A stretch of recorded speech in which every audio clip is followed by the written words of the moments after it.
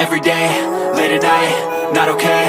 All I want, and I pray, all I need are some better days. Fuck me, I'm looking in the mirror, so foggy, but I've never seen clearer. I don't really think anyone can save me, and honestly I'm not really sure I want saving. I like to be my own worst enemy. There's no risk if you don't try at anything, so I'ma just keep buying everything. See you in the next life, have to be a better me. I don't think that my head's on straight, gotta flip it and grip it and go and get an x-ray.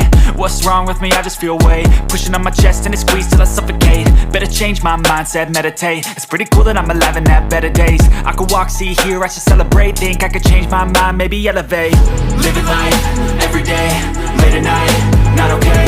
All I want, and I pray, all I need are some better days. Yeah, all I need are some better days. Cause all I want, and I pray, I believe in the better days. I'm kinda stuck between a rock and a hard place. Do I work hard, or live at my pace? You're only young once, yeah that's all great, but I also want a future where I'm okay. Living life is doing lots of cocaine. Wait no, it's living with no